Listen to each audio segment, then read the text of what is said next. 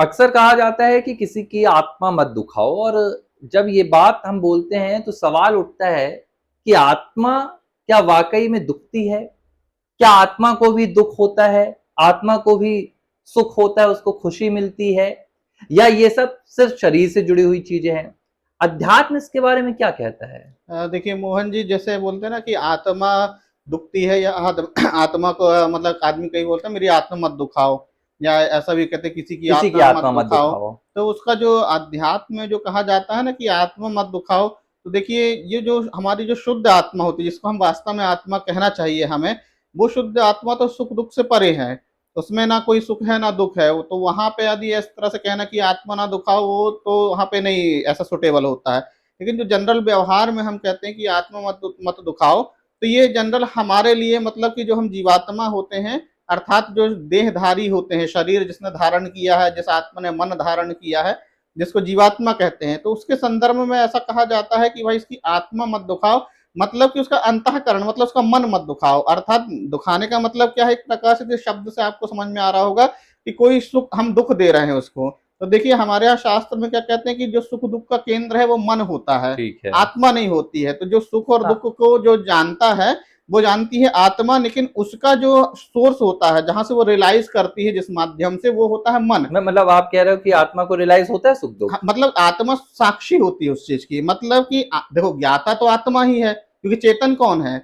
आत्मा। जो चेतन होगा वही जानेगा, जड़ वस्तु तो नहीं जानेगी। आत्मा के मन अलावा क्या जो है? मन जड़ होता है, मतलब प्रकृति का एक तत्व है, प्रकृति नॉन लिविंग थिंग ठीक है। है ना, उसमें जीवन नहीं है। आत्मा के प्रकाश से वो प्रकाशित होता है, क्योंकि जीवन तो आत्मा में है ना। तो ठीक है। उसके जीवन से मन को जीवन मिलता है, मन के जीवन से शरीर को जीवन मिलता है। तो जो हम कहते हैं कि लेकिन जो ये क्या होता है, इंस्ट्रूमेंट होते हैं, है ना। जो हमारे जो मन होता है वो सुख दुख का केंद्र होता है। वहां जो सारी फीलिंग्स होती हैं सुख की दुख की, वहां मन से समझ में आती है। लेकिन आती समझ में किसको है? वो आत्मा को, मतलब चैतन्य को, जो कॉन्सियसनेस है, जिसको हम चैतन्य कहेंगे। क्योंकि देखिए जड़ वस्तु जो होती है नॉन लिविंग, उसको आप कुछ भी करो उसे क्या समझ में आएगा, क्योंकि वो तो भाई मुर्दा है एक प्रकार से। भाई सुख और दुख का अनुभव तो जिंदा चीज करेगी ना। और जिंदा हमारे यहाँ किसको कहा जाता है? आत्मा को कहा जाता है। तो जैसे अगर किसी को कुछ कहा जाता है, या हाँ भला भला भला बुरा कहा जाता है, हाँ या प्रयास किया जाता है कि उसे इस बात से दुख हो, हाँ। जाने जाने जैसे भी, हम्म। तो इसका जो भोग होता है, मतलब हम्म। जो इसे महसूस करता है, वो आत्मा ही करती है, आप ये कह देखिए रहे हैं? ये जाएगा, इसका जो केंद्र है वो मन। मन। ये सुख दुख जो है मन में अनुभव किए जाएंगे, लेकिन आत्मा को इसके बारे में पता चलेगा कि वो सुख भोग रही है कि दुख भोग रही है। लेकिन कहते हैं ना कि रियलाइज जैसे करते हैं, तो भाई दुखी तो अल्टीमेटली वो कॉन्सियस ही हो रहा तो है ना। आत्मा को मतलब दुख होता हाँ है? देखो, दुख मैं बताता हूँ जैसे कि दुख कैसे होता है। जैसे मन में कोई सुख दुख आया, जैसे आपने कहते हैं ना कि हमारे पास जैसे 5 ज्ञानेंद्रियां होती हैं, ठीक है। है ना। ज्ञानेंद्रिय का मतलब होता है ऐसे इंस्ट्रूमेंट जिससे इंफॉर्मेशन मिलती है। ठीक मान है। लो कि आपको दुख का इंफॉर्मेशन मिला, किसी ने आपको पीड़ा पहुंचाई, कुछ शब्द कह दिया तो कान के माध्यम से गया, या शरीर में किसी ने आपको चोट पहुंचा दी तो वो शरीर त्वचा के माध्यम से गया। ठीक है। तो उसका केंद्र होता है मन, वो उस मन तक पहुंचा। उस मन का जो दृष्टा है, जो आत्मा, जो उसको समझने वाला है, वो समझेगा कि सुख है कि दुख है। लेकिन वो आत्मा सुखी दुखी कब होगा? जब वो अपने आप को आत्मा नहीं मानता, जब वो क्या मानता है कि मैं देह हूँ, हाँ जीवात्मा हो। जीवात्मा, की मैं ये शरीर हूँ या मन हूँ। जब इस स्तर पे होता है, इस लेवल पे होता है, तो उसको लगता है मैं सुखी दुखी हो रहा हूँ। जबकि होता सुखी दुखी कौन है? मन। क्योंकि जो शुद्ध चैतन्य है वो तो आनंद है, उसको तो कहते अच्छा, हैं ना सच्चिदानंद है उसका आप ये स्वरूप। भी कह रहे हैं कि आत्मा जब शरीर में रहती है और ये हाँ भूली रहती है कि वो हाँ कौन है, हाँ यही तो हाँ। पूरी जर्नी है। बिल्कुल।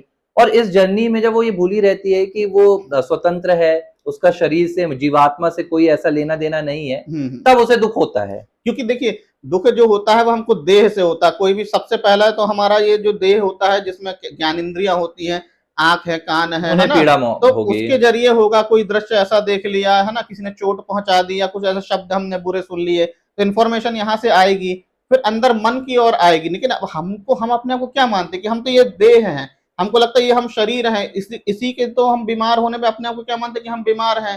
यदि शरीर स्वस्थ है तो हमें लगता है हम स्वस्थ हैं।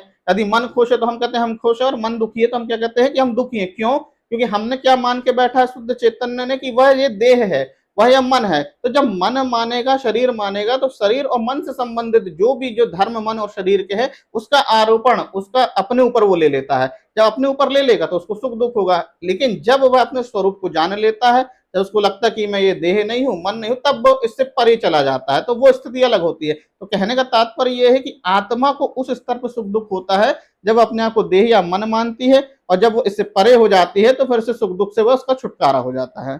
कर्म तो सीधे सीधे आत्मा से जुड़ते हैं ना, जी। जैसे कोई कर्म करता हाँ है हाँ हाँ तो हाँ। वो तो सीधे सीधे आत्मा से जुड़ते आत्मा हैं, आत्मा से जुड़ता है, लेकिन कर्म का जो स्रोत है वो वो शरीर केवल मन रहता से, है, हाँ मन मन से होता रहता है। है। मन में इच्छाएं होंगी, विचार आएगी, फिर उस कर्म को हम शरीर के द्वारा करते हैं।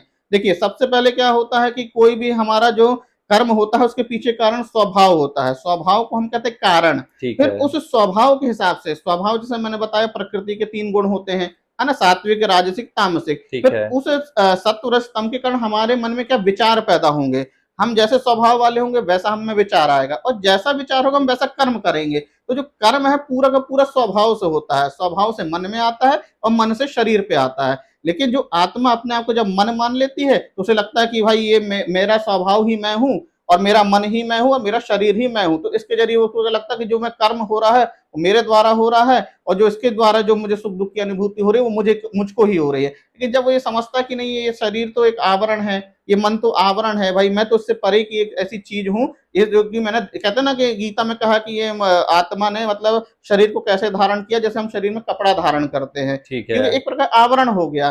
तो कहने का तात्पर्य ये है कि जब तक हम शरीर और मन के स्तर में जिएंगे तो हमें सुख दुख होगा, और जब हम इस स्तर से ऊपर उठ जाएंगे तो हम सुख दुख से परे हो जाएंगे, क्योंकि वास्तव में तो आत्मा सुख दुख से परे है, लेकिन शरीर और मन के स्तर में वो सुखी और दुखी है। तो उस स्तर में लोग कहते हैं कि किसी की आत्मा मत दुखाओ, या मेरी आत्मा मत दुखाओ, या किसी की आत्मा नहीं दुखाना चाहिए, तो ये व्यावहारिक शब्द अच्छा, है। एक ये भी बड़ी विडंबना वाली चीज है ना कि लोग जब ये ऐसा किसी के संबंध में कहते हैं तो ये बोलते हैं कि किसी की आत्मा मत दुखाओ, हाँ ये नहीं हाँ कहते कि उस व्यक्ति को मत दुखाओ, हाँ ना। उसके शरीर को मत दुखाओ। हाँ, ऐसा कुछ नहीं मतलब लोग कहते। यहाँ तो समझ रहे हैं कि उसकी आत्मा हाँ है, हाँ हाँ लेकिन जब स्वयं का मामला आता है तो वो भूल जाते हैं कि वो कौन है। हाँ, बिल्कुल। अभी एक प्रकार से वो आत्मा भी जब बोलते हैं ना तो वो इसी स्तर पे ही बोलते हैं, अपने शरीर को ही आत्मा शरीर माने के बैठे। स्तर पे उन्हें आत्मा कहते आत्मा हैं। भी जो वो कह रहे हैं ना, तो एक प्रकार से उनकी वो समझ नहीं है कि आत्मा क्या है, वो शरीर को ही बोलते कि क्योंकि आत्मा मतलब मैं होता है, तो वो शरीर को मैं मानते हैं। तभी तो ये शरीर के नष्ट होने में उन्हें चिंता होती है ना कि यार ये शरीर नहीं रहेगा तो मतलब मैं ही नहीं रहूंगा। तो इसका क्या मतलब है कि मैं अपने आप को क्या मान रहा हूँ, देह मान रहा हूँ। तो वो जो कहते हैं ना आत्मा मत दिखाओ, तो वो एक प्रकार शरीर के स्तर पे ही ऐसा कहते हैं, लेकिन उनका भाव ऐसा होता है कि वो किसी मतलब परम शक्ति को कह रहे हैं या अपनी कोई कॉन्शियसनेस को कह रहे अब हैं। जब तक मतलब आत्मा इस बात से अपरिचित रहती है, जब तक हाँ। उसे ये बात पता नहीं रहता है कि वो कौन है, उसका असल स्वरूप क्या, तब तक वो भैया सुख दुख की भागी रहती है, बिल्कुल बिल्कुल। महसूस करती है। तभी तो ये कहा जाता है ना, कर्म फल का वो भागी है, अच्छे कर्म हाँ, का उसको फल मिलेगा, बुरे कर्म का फल मिलेगा। लेकिन जब वो ये समझ लेता कि शरीर नहीं है तो देखो ना वो उससे परे चला जाता है, मन नहीं है तो परे चला जाएगा, तो फिर वो सुख दुख कर्म फल का भागी होता इसलिए ही कहा नहीं जाता है है। ना, जैसे जो संत रहते हैं, जो उनकी हाँ, आत्मा रहती है, वो समझती है। तो समझती है। अगर आप उन्हें गाली भी दे रहे हैं, हाँ शब्दों का हाँ, इस्तेमाल भी बिल्कुल। कर रहे हैं, तो वो जानते हैं कि ये देह को हाँ, बक रहे देह हैं। है, इसलिए तो वो कहते हैं ना कि यार इसने मुझे थोड़ी ना गाली दी, तो ये हाँ, शरीर को दिया उसने, शरीर को और दिया मैं है। शरीर तो हूँ नहीं, तो इसलिए हुँ, उनको बुरा, वो प्रैक्टिकली भी जीते हैं, है ना। जनरली यदि हम भी ऐसा बोले ना तो हम प्रैक्टिकल नहीं हो पाते हैं। प्रैक्टिकल नहीं हो हम तो पाता है। मतलब मुंह से जरूर बोल रहे हैं कि मैं आत्मा हूँ, लेकिन हुँ, हमारे मन में क्या होता है कि मैं तो देह ही हूँ। अभी जैसे अपन ने बोला, कल को अभी किसी ने कुछ कह दिया तो अपन जल्दी से आवेश आ आवेश जाएगा। आ जाएगा, तो बोले यार बोल तो रहे थे कि आप बड़े आत्मा हो, लेकिन अपने आप को तो शरीर ही माने। तो जो मतलब ये महापुरुष होते जानना हैं, एक अलग बात हाँ, है, और कहना अलग बात है, इस स्तर को जीना। जीना, दोनों अलग-अलग बातें हैं। हाँ, इसलिए कहते हैं ना कि शब्दों में कहने से आदमी को मोक्ष नहीं मिल जाता है। हुँ। जब उस स्तर में आप जीते हो, तब आपको मुक्ति मिलती है। इसीलिए हमारे यहाँ जो साधु संत होते हैं, हाँ, हाँ। जब वो ये साधारण जीवन भी जीते हैं तो उनके सामने आके बड़े-बड़े राजा भी दंडवत बिल्कुल, होते हैं। उसके पीछे बिल्कुल। का कारण यही यही रहता है कारण होता है। कि वो जीवन के उस स्तर को जी रहा है जहाँ बिल्कुल, आम व्यक्ति नहीं पहुँच सकता। बिल्कुल, या ये भौतिक संसार में जीने वाला व्यक्ति नहीं पहुँच पाता है। बिल्कुल। इसलिए संतों का सम्मान होता है, हाँ, हाँ। संतों का पूरा गुणगान होता है, हुँ, उनकी महिमा लोग देखते हैं। तो बिल्कुल। एक बात यहाँ पर कंक्लूज़न यही मुझे निकल कर आ रही है कि आत्मा को दुःख-सुख नहीं होता है, हाँ, लेकिन ये आत्माओं पर भी निर्भर करता है। अगर हाँ। आपकी आत्मा ये मानकर बैठी हुई है हुँ, हुँ। कि मैं सुख-दुःख की भागी हूँ, तो बिल्कुल दुःख बिल्कुल होगा, होगा। बिल्कुल सुख होगा। लेकिन बिल्कुल। अगर आत्मा उस स्तर पर पहुँच जाती है, जब उसे शरीर, मन और जीवात्मा के बीच में अंतर आ जाता है, हाँ। तब ये सुख-दुःख की जो पूरी यहाँ पर श्रेणी है, वो खत्म हो जाती है।